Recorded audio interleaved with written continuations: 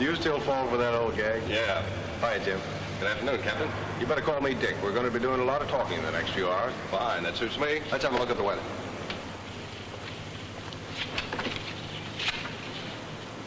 Weather good. Clear and unlimited. Yeah, I know.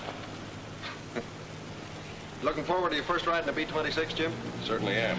See, it's a break getting into your flight. I've been promoting ever since I first saw you in pre-flight school. Took some doing. Thanks. I hope I'll be a credit to you. You better be. Remember in college when I was your student instructor in math? I took a lot of trouble with you, Dick. You're as dumb as I was. I'll wash you out.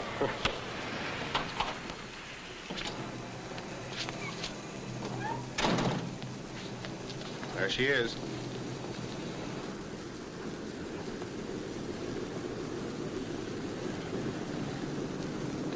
Where's the checklist, Corporal Smith? Sorry, sir, I forgot it. It's our engineer. He's almost as green as you are. Me, Green? Had 80 hours of twin engine school. I'm almost ripe enough to be picked. What I can understand is how year after year the Air Corps keeps getting them so young and innocent. Here's the checklist, sir. Take a look, Jim. Since you're going to be a B-26 pilot, that's your Bible. As far as you're concerned, life begins with the checklist. And it may end if you don't use it. The checklist is first in war, first in peace, and the first thing you reach for in a B-26. Understand? No, you take it. I want you to make this check yourself. We'll do the before entering airplane check. Take over. Left landing gear and wheel well check. Well, that U-lock the crew member's removing is a safety precaution we have to prevent anyone from raising the landing gear while the ship's on the ground. You don't mean to tell me that's ever happened? That and worse. Now get on with that checklist and see that none of those other things ever happen to you. Tire for blisters, cuts, proper inflation, slipping on rim.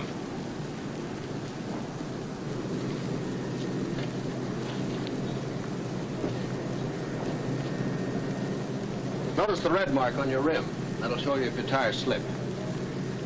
Polio strut for proper extension. Correct? Right. Now maybe here's where I'd better do a little pointing out.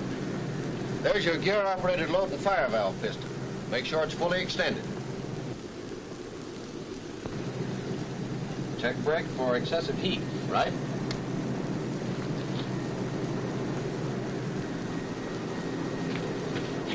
Check your brake shuttle valve for looseness. Your hydraulic lines for excessive leakage. Downlock pin engaged. Let's go. This is the camera door.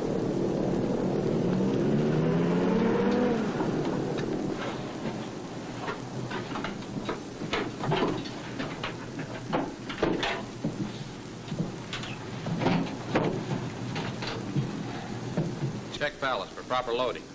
You must have sufficient ballast back here in order to have a stable airplane. In this case, it's sandbags instead of guns and ammunition, but the weight must be there, whatever it may be. Without the sandbags, the nose is very heavy on landing, and it's impossible to keep from beating up your nose gear. Here's your fire extinguisher. See that it's in position and properly secured. What do we check on the putt-putt? Make sure the equalizer switch is off, and see that all cushions or parachutes are away from the muffler. They might start a fire.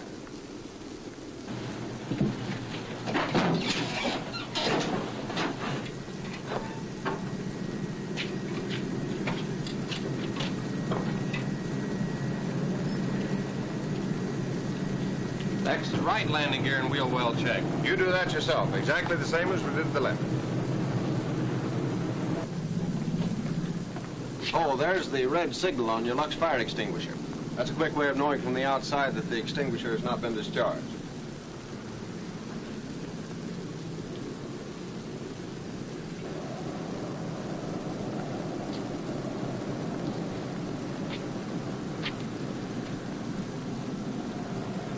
The inspection of the nose gear is the same as that of the main gear. Go ahead.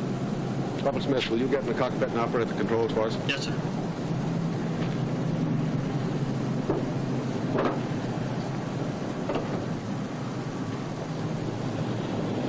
Now, this next check is to make certain that we always have free and maximum movement of ailerons, elevators, rudder, and attached trim tabs. I'll give the commands to Corporal Smith for operating the controls, and you go back in the rear and check they're working properly.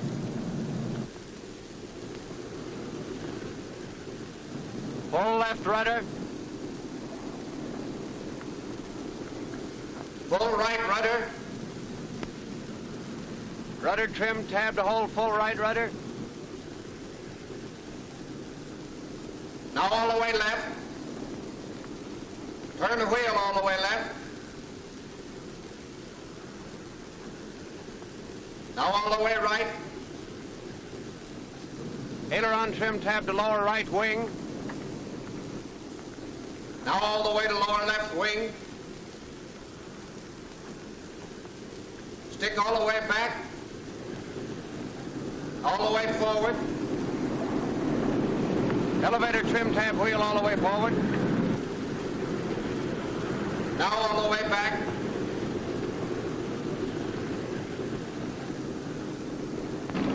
Set all trim tabs and take off position.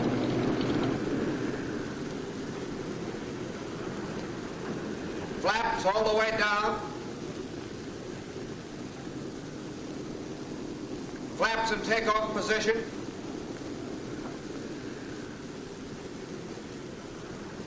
Flaps all the way up.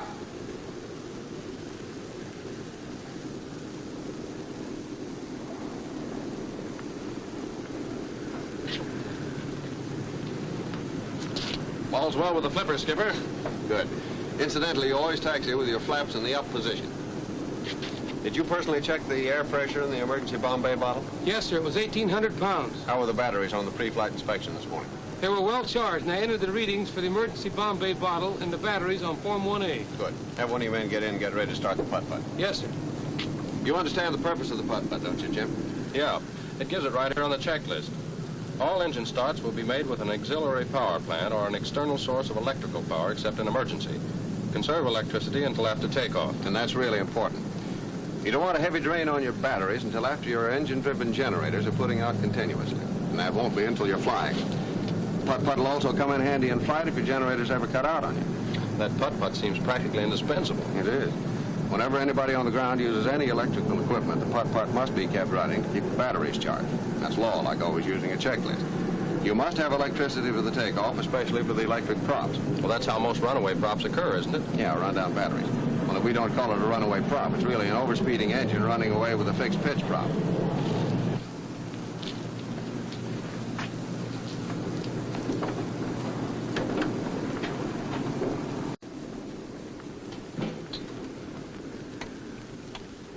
Let's see.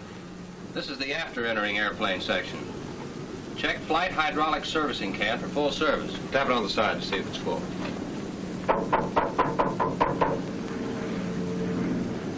Then fuel transfer valves. They're in the forward bomb bay.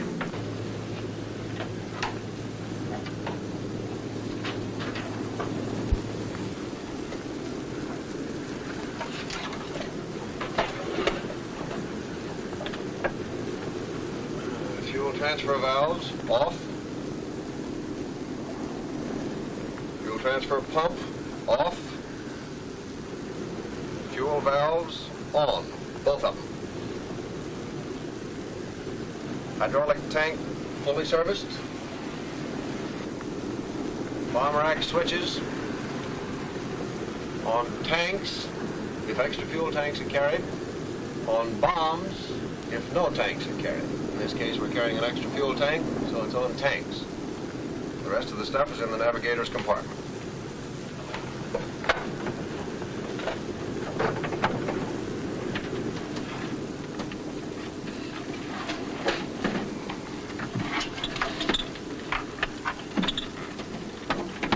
Generator switches off.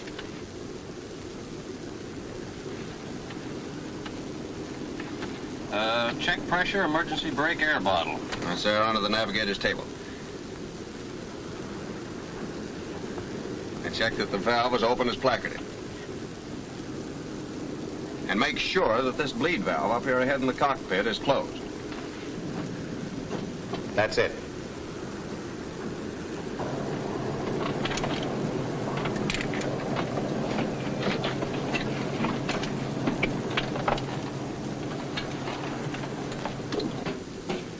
Here's your emergency hydraulic tank. Make certain it's fully serviced.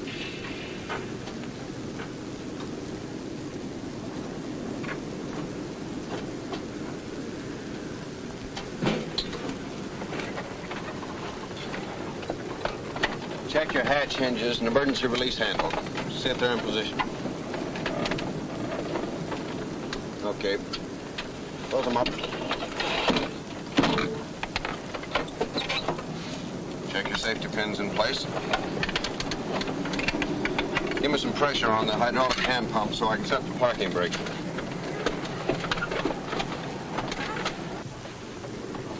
How long do I keep this up?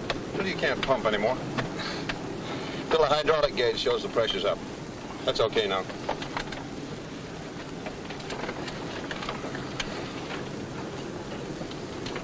Take a look outside. If it hasn't been done within the previous hour, both props are turned over by hand 2 or 3 revolutions with the ignition off. Just to clear out any oil that may have settled in the lower cylinder. You've been in the Air Corps long enough, Jim, to know the importance of checking Form 1A. No red diagonals, gas, wing tanks, and 1 bomb bay full, oil full, no other remarks. What's your serial number? 918162. Say that or dial it.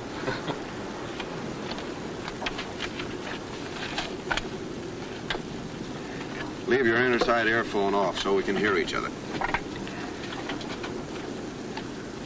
Let's see. Next is the starting engines check. Yeah, watch me. Throttle 1/8 open. Cowl flaps open.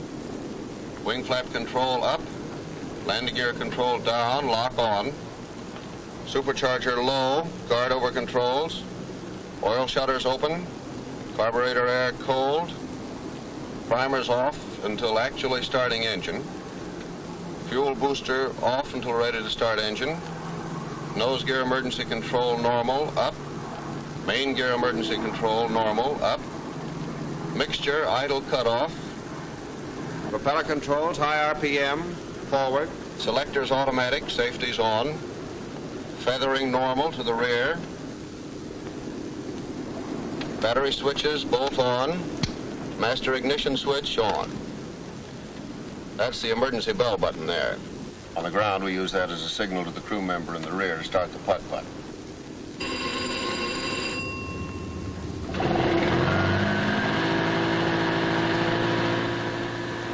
By cutting your battery switches for an instant and looking at your landing gear position indicators, you can tell if your putt-putt is putting out juice. Main inverter switch on. Spare inverter off. Magneto switch on. I'm going to start the left engine first. Clear. Clear. Here's how we get them started, Jim. Starter energizing switch on for about 30 seconds. Booster pump on. Primer on for about 5 seconds. Then I press the engaging switch. Now, it's your job to shove the mixture control to auto rich the moment the engine fires.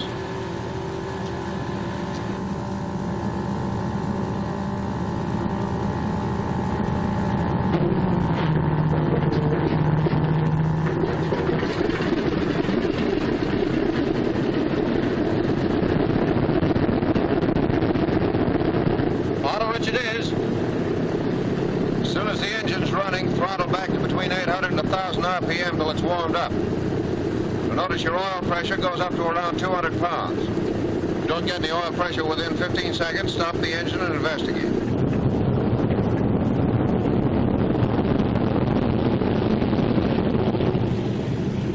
Wonderful.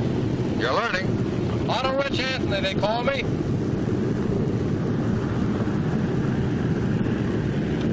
Okay, now you can turn your boosters off.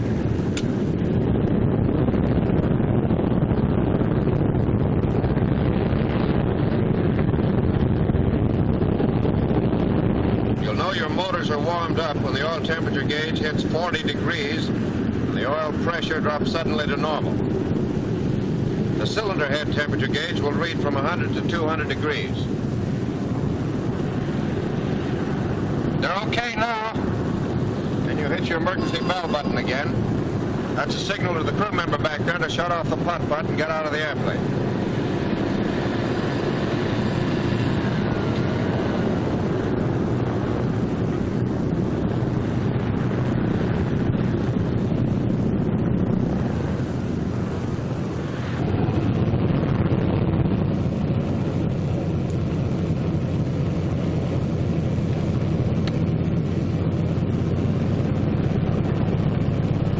Turn on the radio and we're ready to taxi out.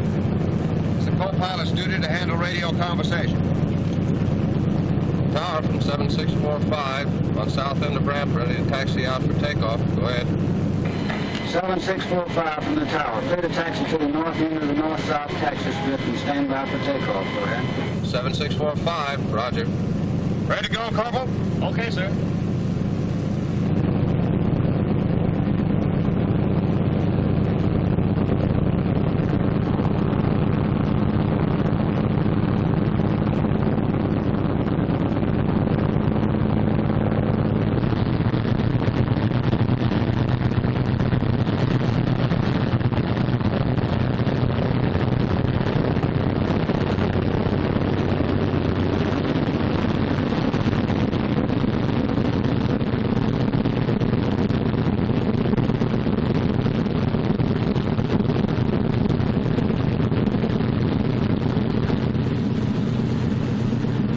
One thing you must always remember is that you're in a ship with a tricycle landing gear.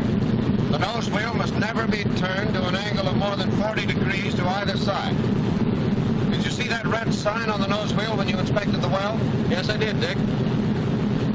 You'll notice it's easy to taxi the ship and there's no need for taxiing fast.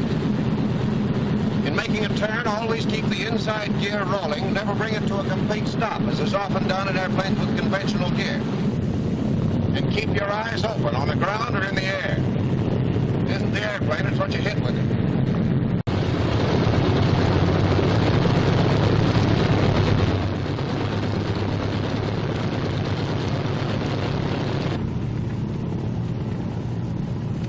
When you park, always make certain that your nose wheel is straight ahead. Otherwise, running up your separate engines, the airplane has a tendency to turn in the direction in which the nose wheel is cocked. The thrust from one of the engines might damage the nose wheel assembly. Corporal Smith is checking now to see if the nose wheel is straight. I get you, Captain. Next is the engine run-up and prop check, one engine at a time. Push it up till it's doing 2,000 RPM. Different engines have slightly different manifold pressure readings.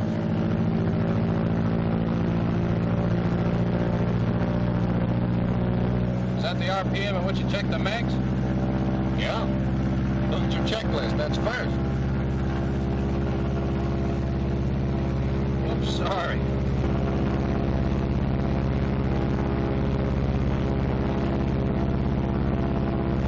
Put your propeller selector switch and decrease RPM, and watch how the RPM falls off on the tachometer.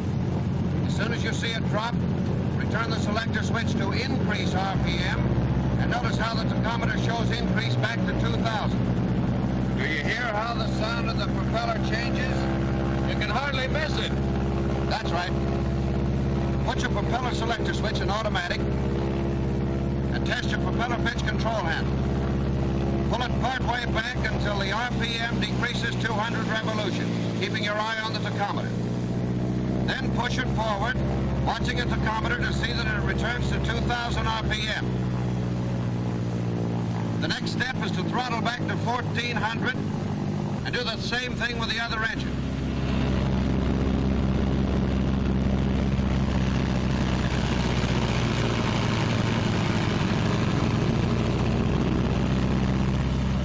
Now you run your engines up together to about 1,800. At the same time checking your manifold pressure against the RPM. Be sure that both engines are putting out approximately the same power.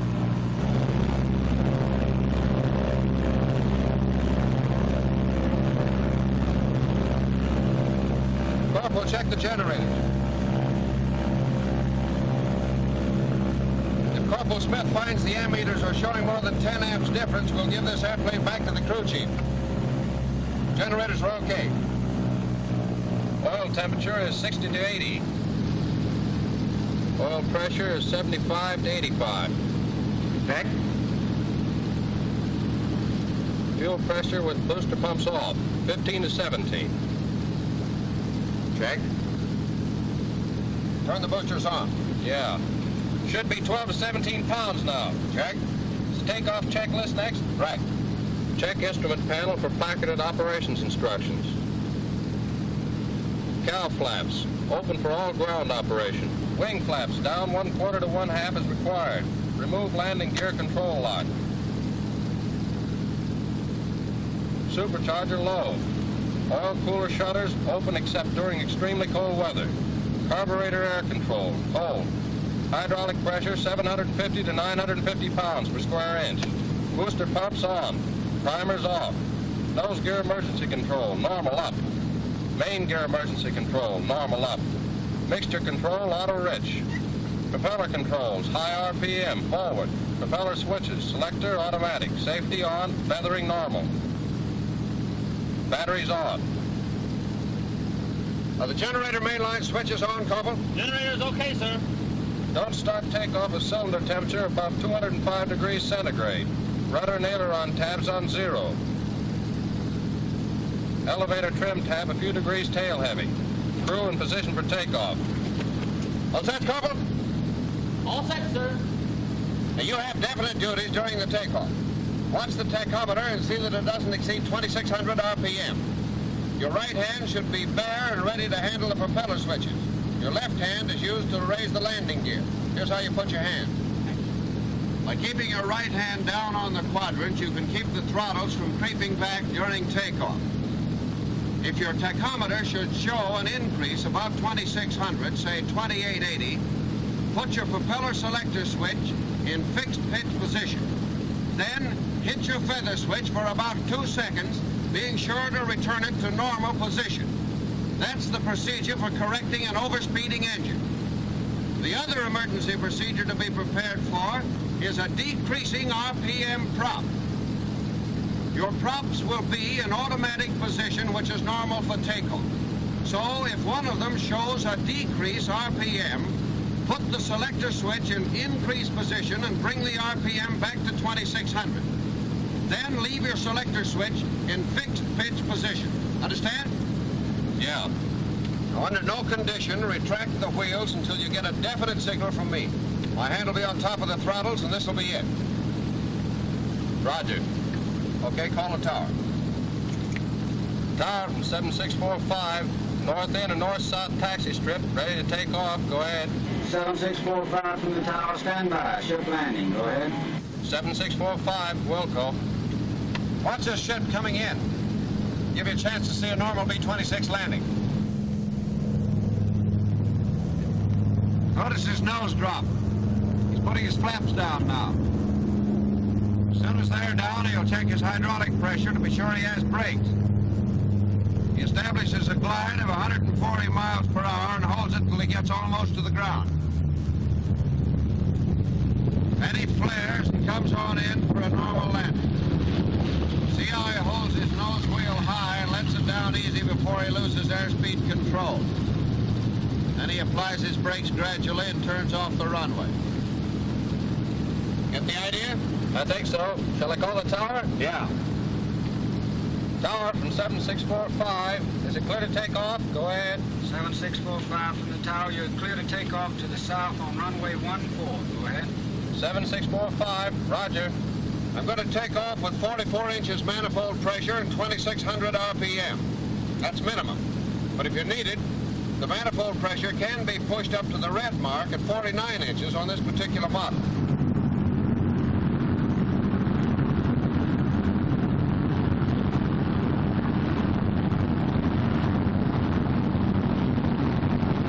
After the roller started, you use very little brakes to keep the ship straight.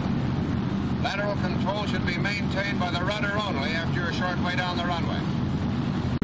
As soon as you can, get the nose wheel off and hold the ship at a slightly nose-high attitude. When you have enough speed, the ship will take off by itself. You don't have to pull it off the ground. And it's got very little torque. You could pull it off at about 110 miles per hour if you were on a short field. And it'll fly itself off at about 130 miles an hour.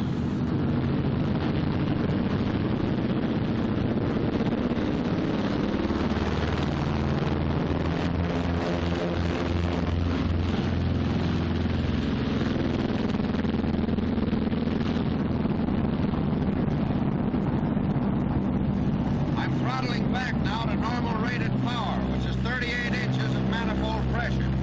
Give me 2,400 RPM on the propeller pitch control.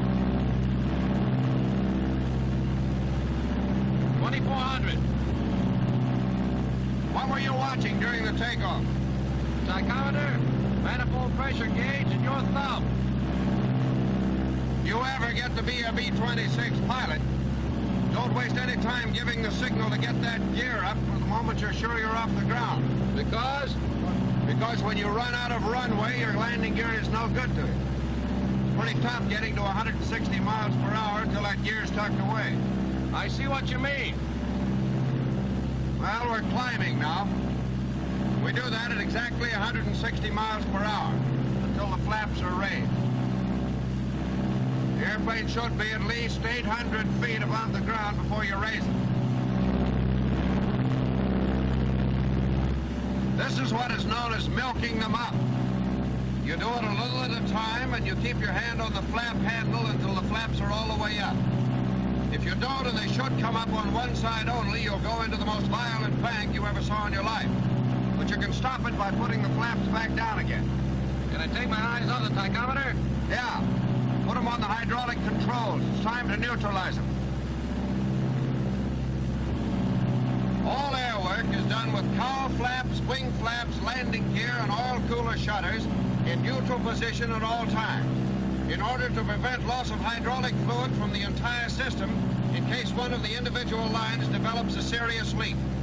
Turn off your boosters. Airspeed indicator says we're picking up speed. With the flaps up, the ship changes its attitude. You'll notice our nose has come up a bit and gains about 10 miles per hour. With the cowl flaps half closed and the oil cooler flaps half closed, it streamlines the airplane to the extent that it picks up about 5 miles per hour more.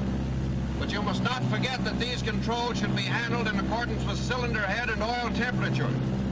Really claws her way right up into those clouds, doesn't she?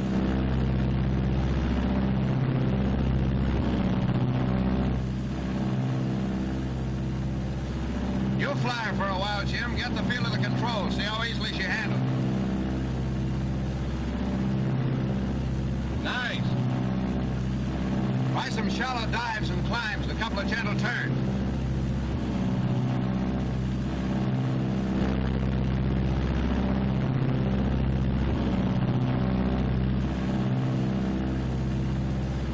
Controls are easy, aren't they? Smooth as a GI haircut. Easy to coordinate, too. Hey, you're skidding, sonny boy. Take a look at that turn and bank indicator. What causes that? Something I forgot to tell you. The plane has a very sensitive rudder, and you'll skid on all your turns if you don't correct for them. Try it again.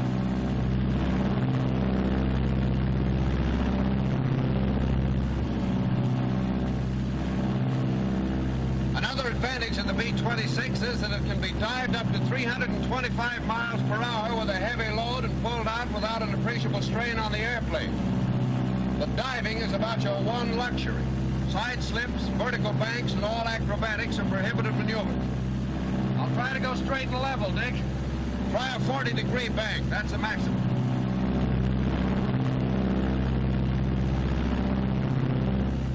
By the way, the B-26 is a good airplane to go to war in. It's got plenty of power, plenty of armor plate, and plenty of guns. I'm beginning to think it's a good plane to go anywhere in. Let me take over for a minute. I want to show you a power-off stall. Power-on stalls are prohibited in the B-26. This one will be with the nose not over 10 degrees above the horizon.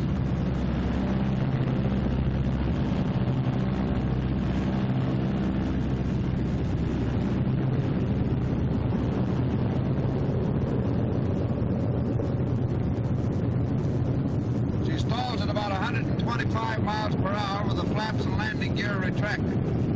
About 115 miles per hour with the flaps down, and about 100 miles an hour with flaps and landing gear down. Notice the pronounced shuddering just before the stall.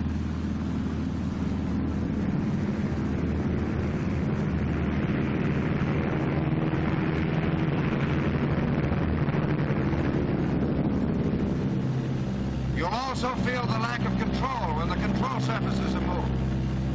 These are important points to remember, since it means that the airplane will always give you plenty of warning.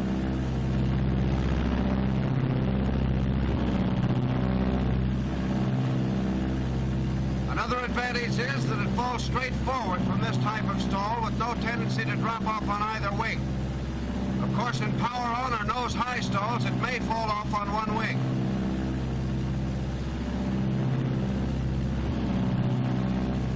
Normal stall recovery is very simple. Just put the nose down and let the ship pick up speed by itself. Loading is an important consideration in respect to stalling.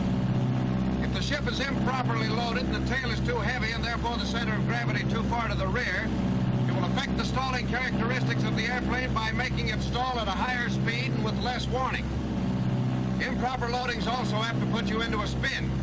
That spin business fascinates me. Just how do you get out of one? Cut your power off and make a normal spin recovery. Don't be slow and cautious in the movement of your controls during recovery. And avoid getting impatient waiting for the controls to take effect. Sometimes they need a little while before they begin to work. The only way you can judge time is by counting the number of turns made. Don't use your throttle except as a last resort. When you're free of the spin, pull out gradually or you're apt to tear your wings off. What about mental spins? How do I pull out of them?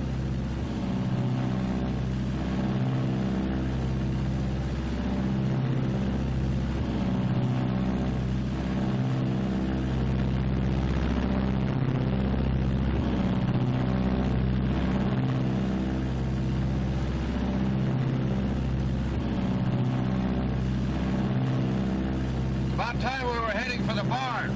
But before we do, I want to show you how this airplane flies on instruments. See how our gas is.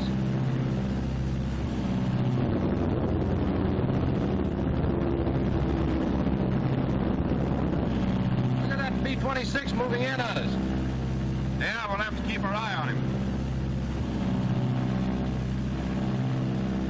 Transfer gas to the main tanks. I'm going on instruments for a minute, and I want you to keep your eye on that B-26 from my side while I'm flying blind. Yes, sir. Hand me the blind flying hood.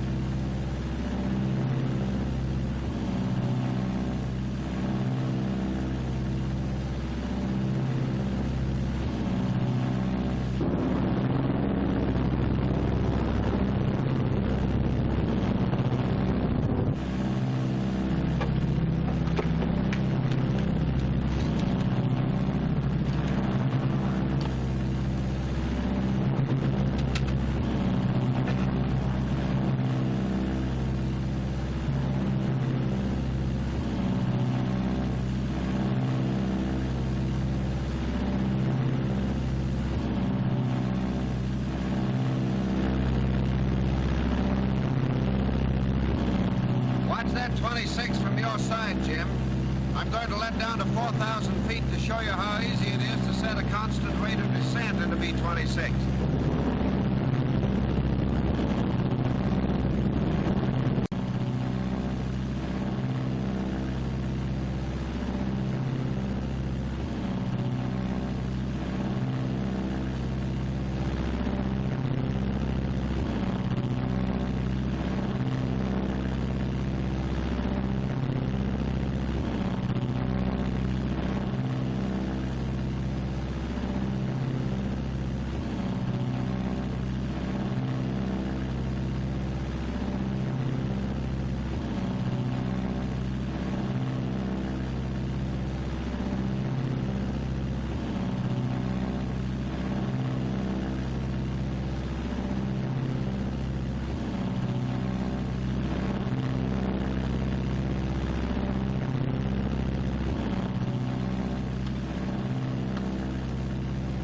Watching the instruments?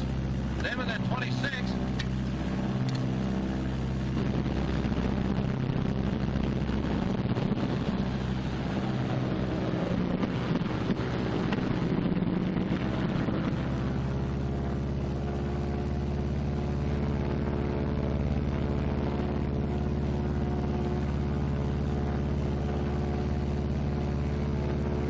Nose down slightly and trim.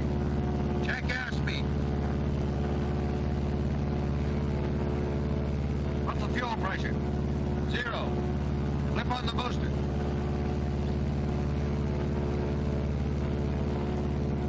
No rise in pressure. The field's inside. Do you think we can make it? I think so. I'm going to feather that dead engine. Watch me.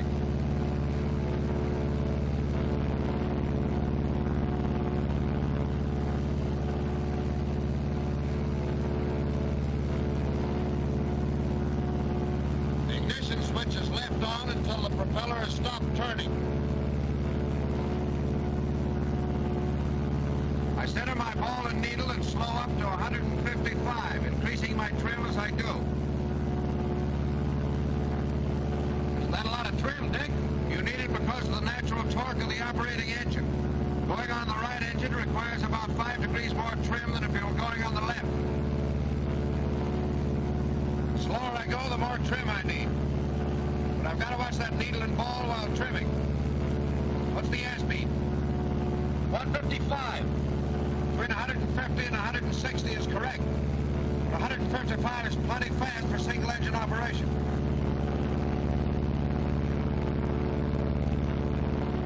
Shall I give him the bad news back at the tower? Tower from 7645. I'm about 8 miles west of field, 4,000 feet, operating on a single engine. Request instructions for emergency landing. Go ahead. 7645 from the tower. Field is clear for emergency landing. Wind is south 10. Go ahead. 7645, roger.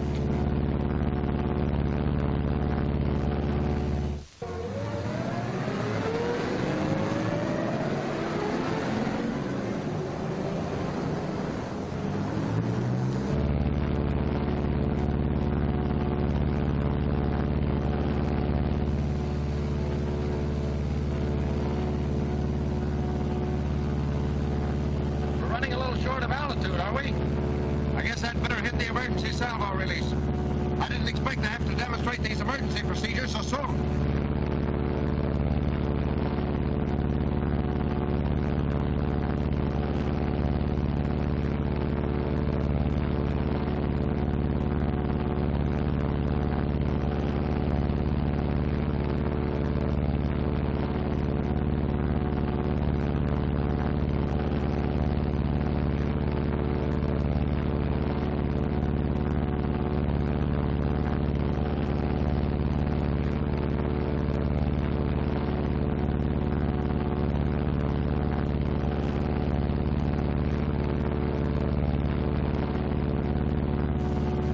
Increases when the bomb bay doors are open, so I had to nose down slightly to hold 155. How much altitude did I lose? 250 lovely feet.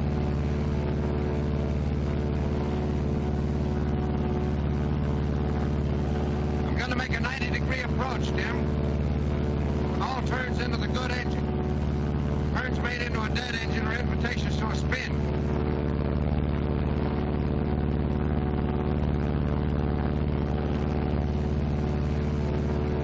Plenty high, so nose down slightly. Reduce right engine, pull about 24 inches manifold pressure. Landing gear down and check your instruments.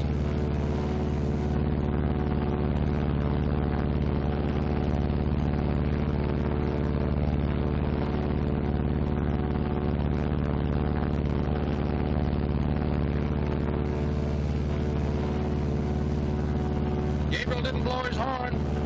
Check your hydraulic pressure gauge. I've got the nose down again to hold 155. You're on the field side, so you'll have to tell me when to turn. I can hardly wait.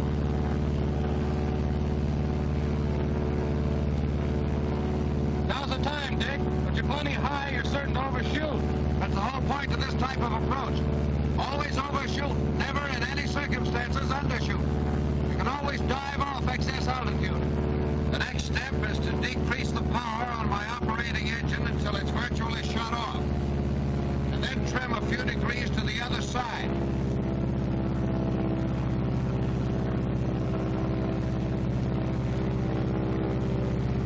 One-quarter flaps.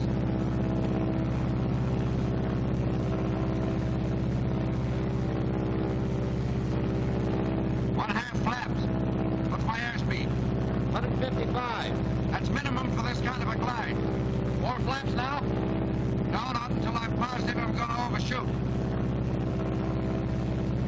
Okay, 4 flaps.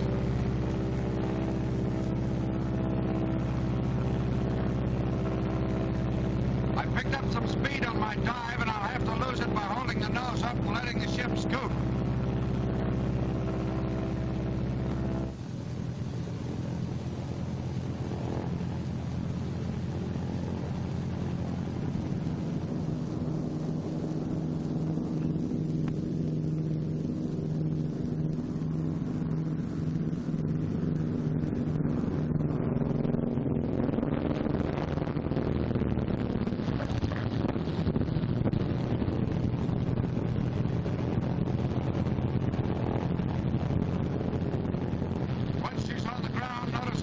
She rolls, no tendency to ground loop. Boy, these brakes are really good. You can stop her in 15